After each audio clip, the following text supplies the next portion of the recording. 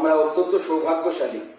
আমরা পেয়েছি পশ্চিমবঙ্গের নতুন রূপকার, যার হাত ধরে পশ্চিমবঙ্গ এক নতুন দিকে যাত্রা শুরু করেছে। পশ্চিমবঙ্গের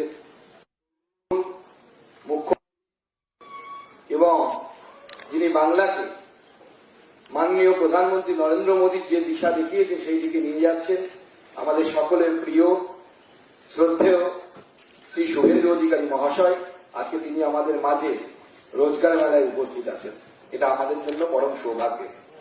মাননীয় জিএম ইস্টার্ন রেলওয়ে তিনি আমাদের মাঝে আছেন, মাননীয় ডিআরএম শিয়ালদা এবং আমাদের মাঝে বিধায়ক মাননীয় শ্রী রিতেশ তিওয়ারি, রিতেশদা তিনিও আমাদের মাঝে উপস্থিত আছেন এবং রিতেশদা খুব পরিচিত মুখ এই এলাকা শুধু নয়, গোটা পশ্চিমবঙ্গের অন্যতম পরিচিত একজন রাজনৈতিক ব্যক্তিত্ব টিভি মিডিয়া দৌলতে এবং অন্যান্য রেলের আধিকারিক যারা এখানে উপস্থিত আছেন এবং সবথেকে গুরুত্বপূর্ণ যারা নতুন চাকরি পেয়েছেন, আজকে নতুন কর্মজীবনে যারা আজকে প্রবেশ করছেন, তাদের সকলকে প্রথমে আমার তরফ থেকে অনেক অনেক অভিনন্দন, অনেক অনেক শুভেচ্ছা। আমার তরফ থেকে আপনাদের যাত্রাপথ সবার শুভগম হোক এবং আমাদের এখানে যারা হয়তো সবাই বাংলা বোঝেন না, আমি জানি না এর মধ্যে অন্যান্য স্টেটেরও কারা আছেন যারা চাকরি পেয়েছেন। তো from my and I would like to heartily congratulate all of you because it is the new beginning of your life. আজকে মাননীয় প্রধানমন্ত্রী হাত ধরে, নরেন্দ্র মোদীজির হাত ধরে আমাদের বেকার যুবকদের কর্মসংস্থানের জন্য এই রোজগার মেলা আজকে 19তম তার এডিশন। সেই এডিশনে আমরা এখানে উপস্থিত আছি।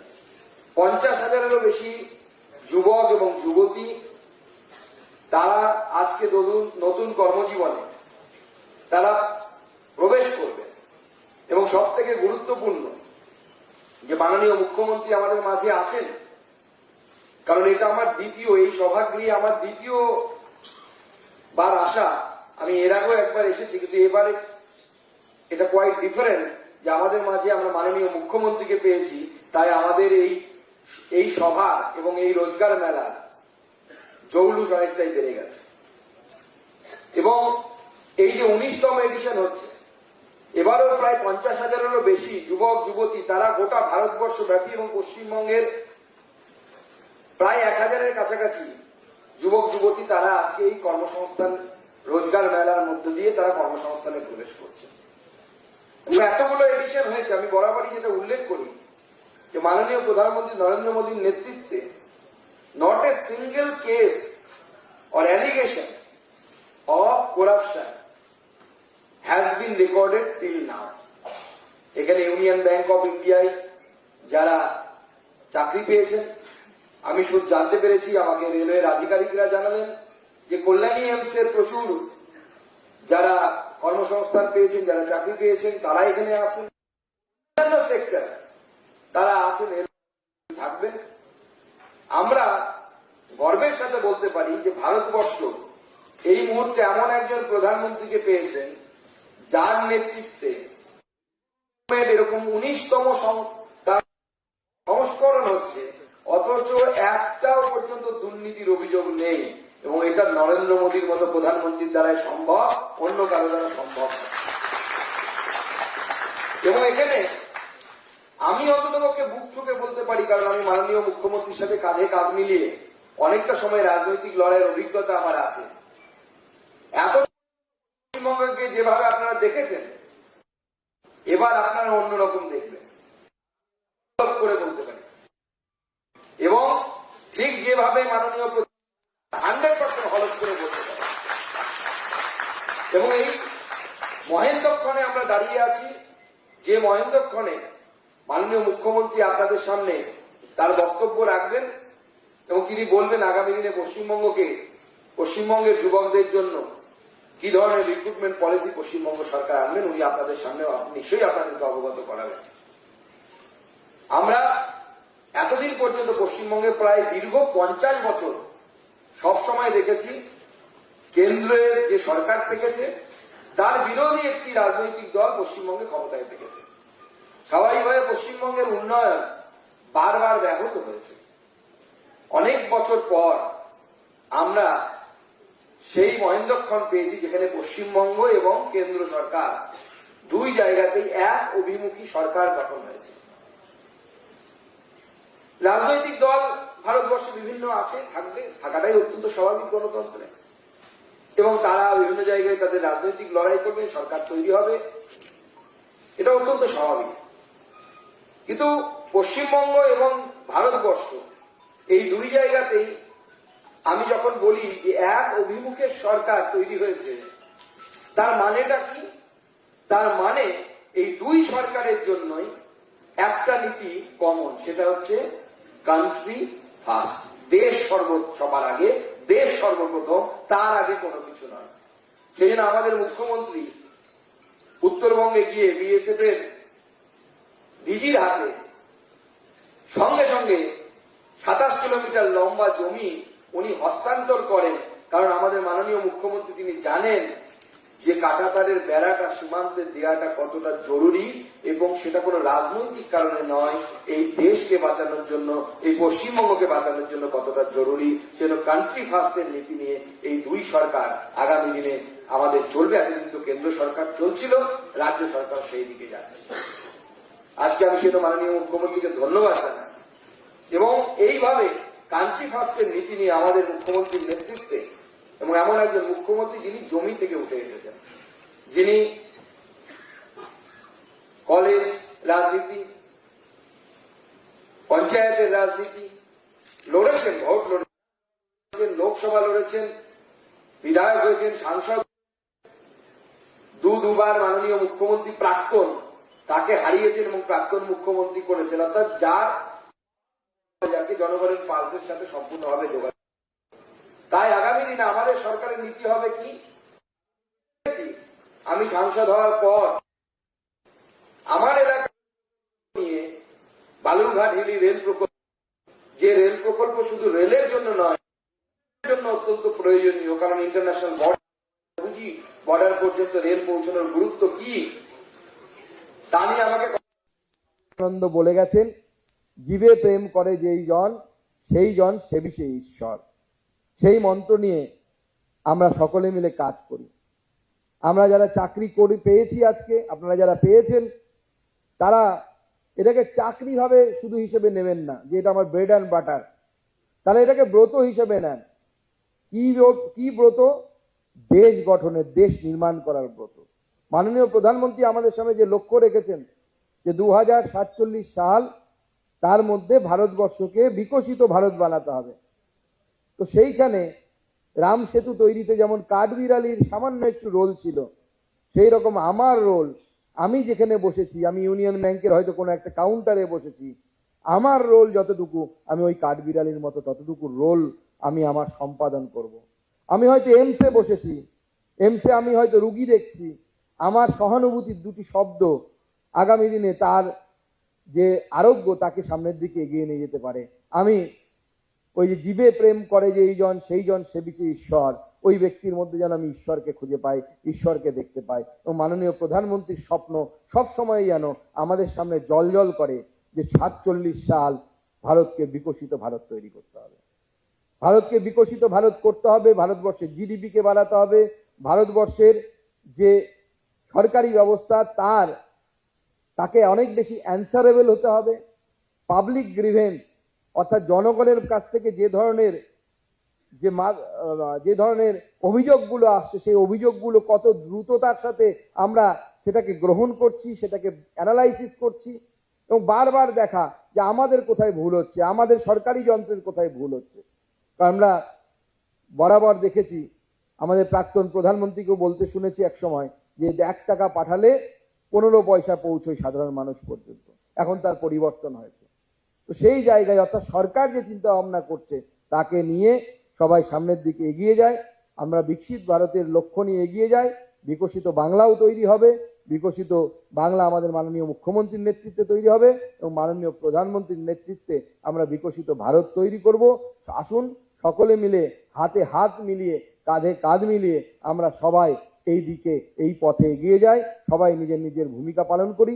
যারা চাকরি পেয়েছেন তাদেরকে এবং তাদের পরিবারের সদস্যদেরকে আমি আরেকবার অনেক অনেক অভিনন্দন এবং শুভেচ্ছা জানাই।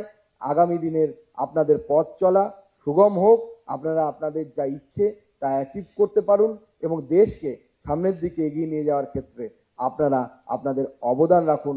এই বলে আপনাদের সকলকে নমস্কার জানিয়ে আমি আমার এই বক্তব্য এখানে শেষ করছি। জয় হিন্দ, জয় Bharat.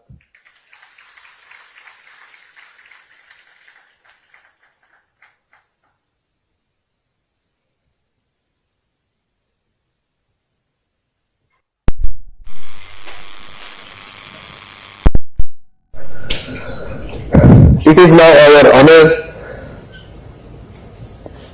to invite our chief guest, Sri Suvendu Adhikari, Honorable Chief Minister, West Bengal, to address the August gathering.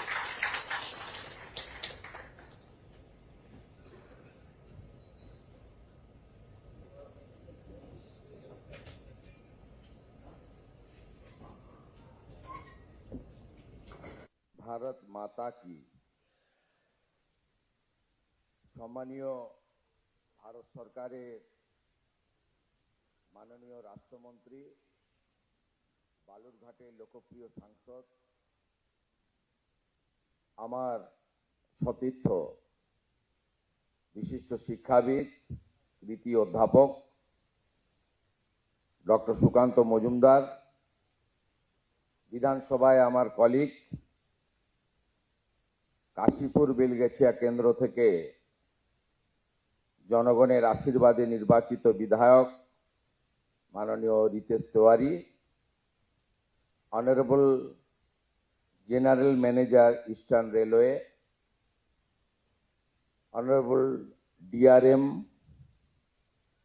and other officials from various central government organizations, I would like to convey my best wishes on this meaningful occasion.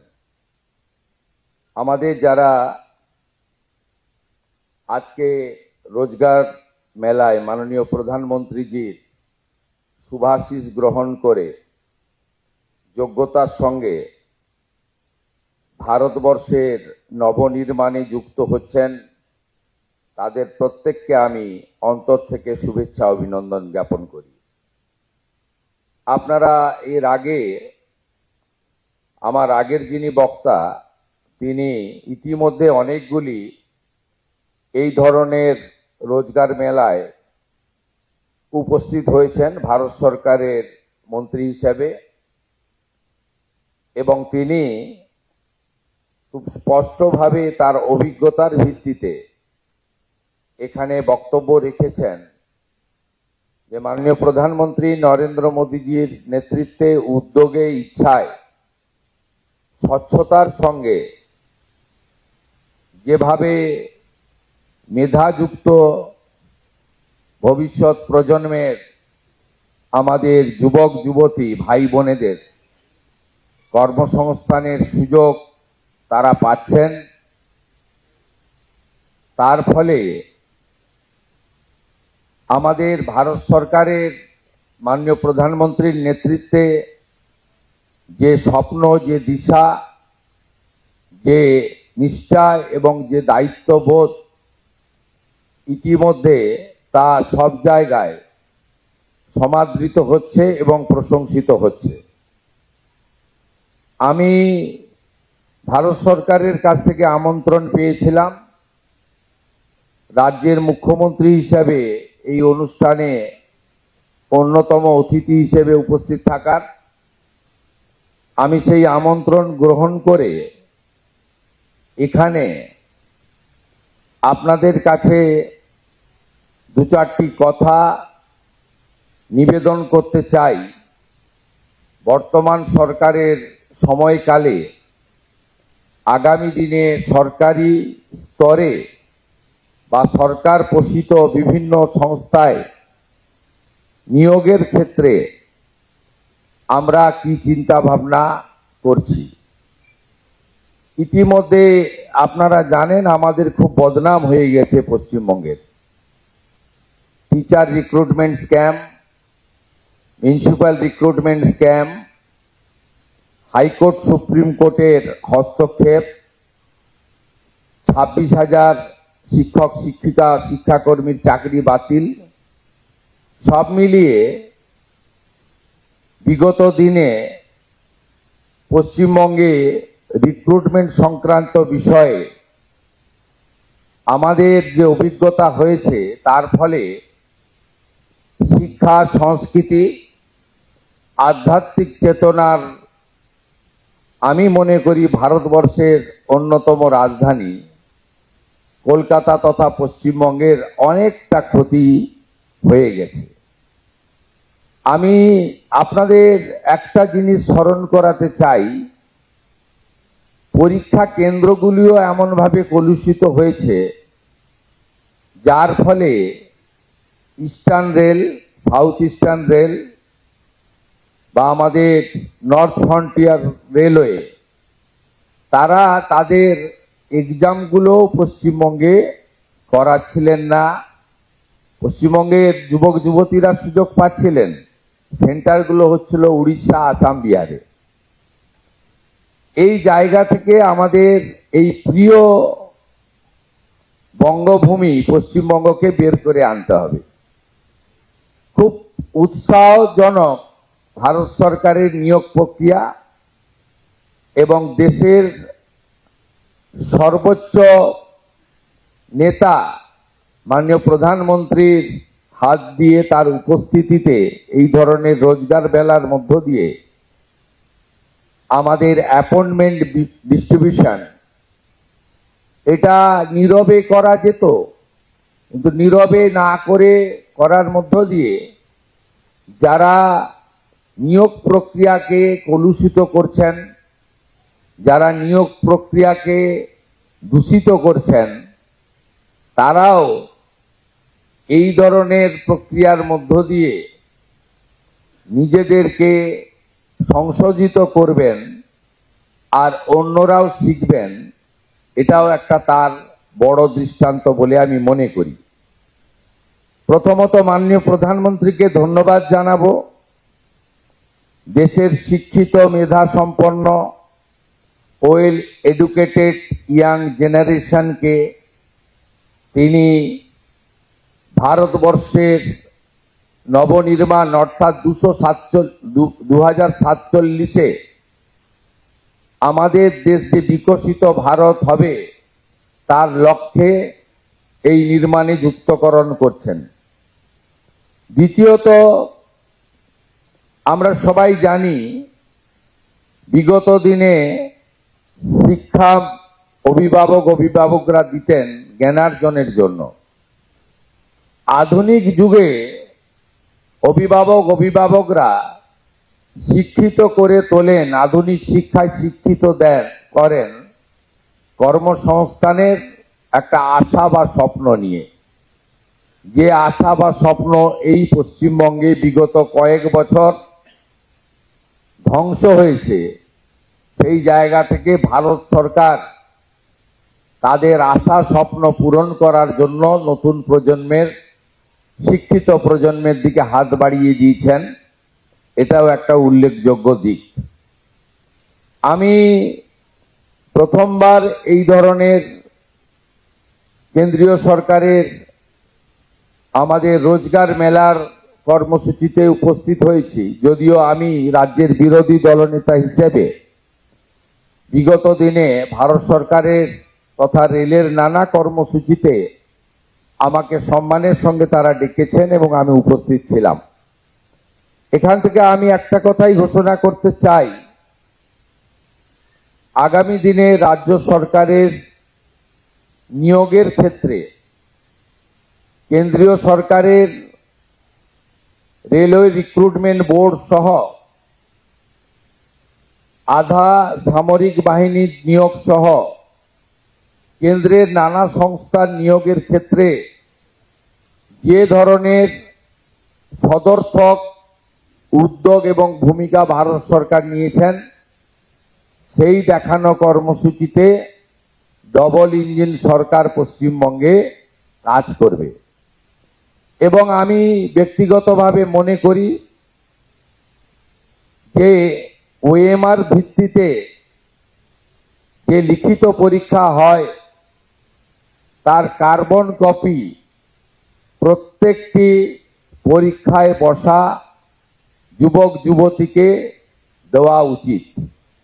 আমি দায়িত্ব নেওয়ার পরে আধিকারিকদের জিজ্ঞেস করেছিলাম পশ্চিমবঙ্গে কিভাবে রিক্রুটমেন্টের পরীক্ষা হয়। তারা আমাকে বলল ওএমআর পদ্ধতিতে হয়, কিন্তু কার্বন কপিটা খাতার সঙ্গেই থেকে যায়, কেউ নিয়ে যায় না, থাকে carbon copy. It's a very bad practice. Mala fide intention, nepotism, corruption, এই যে ওয়ার্ডগুলো আছে এগুলোকে এনকারেজ করার জন্যই এই ধরনের একটা উদ্যোগ বা একটা মানসিকতা কাজ করেছে। আমরা next 6 June all recruitment organisation of our state আমরা একটি সিম্পোজিয়াম করছি, যেখানে ভারত সরকারের রেলওয়ে রিক্রুটমেন্ট বোর্ড সহ তাদের রিক্রুটমেন্ট প্রক্রিয়াকে আমরা অ্যাকসেপ্ট করার চিন্তা ভাবনা করেছি এবং সেটা করব। If necessary will move A fresh recruitment policy in next budget session of our assembly. আমরা আগামী অ্যাসেম্বলিতে রিক্রুটমেন্ট পলিসির জন্য যে নতুন আইন করা দরকার সেটা করব। আমাদের উদ্দেশ্য থাকবে ওএমআর কার্বন কপি রিটিন পরীক্ষার আমরা যারা পরীক্ষায় বসবেন তাদের দেব, সে প্রভিশন আছে। আমরা রিটিন এক্সাম, একাডেমিক যে স্কোর এবং সাথে সাথে এখানে পশ্চিমবঙ্গে ওরালে ভাইভাতে ম্যাক্সিমাম নাম্বার রাখা হয়েছে। It's not good. ভাইভাতে মিনিমাম নাম্বার রাখা উচিত। এবং আপনারা আশ্চর্য হয়ে যাবেন, মানে বিদায়ী স্টেট গভর্নমেন্ট ডক্টর বাবা সাহেব আম্বেদকরের সংবিধানকে পর্যন্ত মানেনি। সংবিধানে ক্লিয়ার বলা আছে 100 পয়েন্ট রোস্টার মানতে হবে। এসসি এসটি এবং ওবিসি রিজার্ভেশন, সাথে ইডব্লিউএস এবং এক্সাম ক্যাটাগরি এবং ফিজিক্যালি চ্যালেঞ্জ, এই যে ব্যবস্থাগুলো আছে ওয়েস্ট বেঙ্গলে মানা হয়নি 100 পয়েন্ট রোস্টার।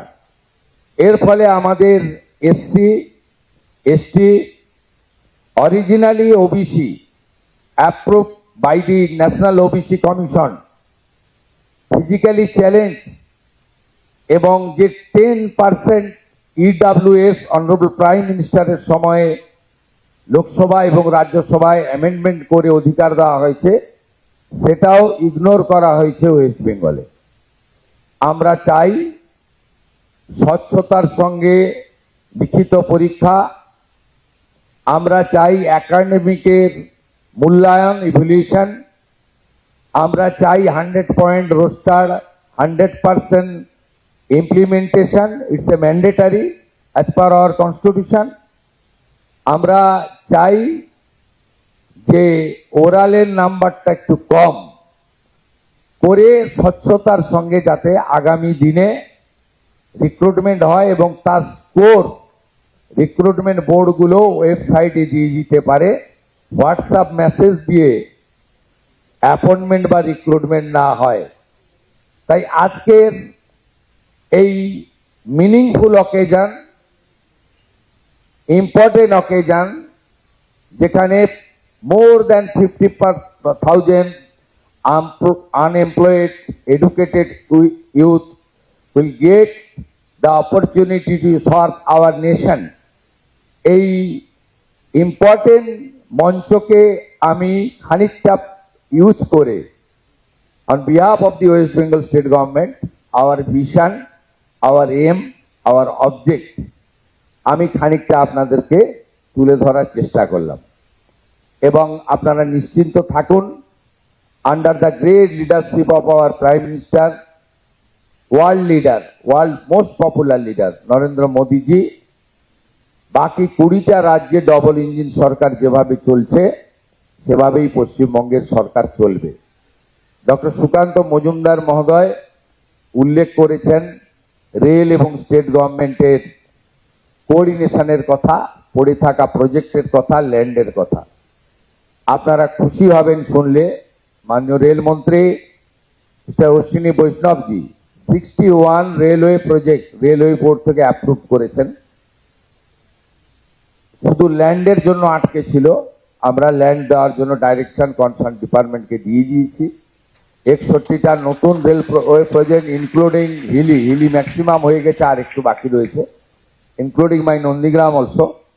6 একর জমি রাজ্য সরকার দেয়নি, 74 একর জমি রেল পুরো মাত্রায় কাজ করছে। এরকম অসংখ্য আছে। আমরা এগুলো ইতিমধ্যে ডবল ইঞ্জিনের টেস্ট পশ্চিমবাংলার পিপল পাবে। আপনাদের জোকা থেকে দমদম মেট্রো মাত্র 666 মিটার, চিংড়িঘাটাতে যে আমাদের বটল ছিল, যে জটিলতা ছিল, সেটাও আমরা ক্লিয়ার করে দিয়েছি। আমাদের এই রাজ্যে যে গুড অপরচুনিটি রয়েছে, এই অপরচুনিটিকে প্রপারলি ইউজ করে ডবল ইঞ্জিনের হাই স্পিডে আমরা ছুটবো একসঙ্গে। এখানে central government organisation, state government organisation একসঙ্গে কাজ করবে এবং বিকশিত ভারত তখনই সম্পূর্ণ হবে যখন ডক্টর শ্যামাপ্রসাদ মুখার্জির পশ্চিমবঙ্গ বিকশিত হতে পারবে। যে অপরচুনিটি আপনারা আমাদের দিয়েছেন আমরা সার্ভ করব। আজকের এই ইম্পর্টেন্ট মিনিংফুল অকেজনে আমাকে ডাকার জন্য, কিছু বলার সুযোগ করে দেওয়ার জন্য আমাদের আয়োজক nodal organisation, general manager Eastern Railway and DRM Sealdah, मैं मेरा दिल से आभार प्रकट करते हुए मेरा बात यही खत्म करता हूं। नमस्कार, जय हिंद।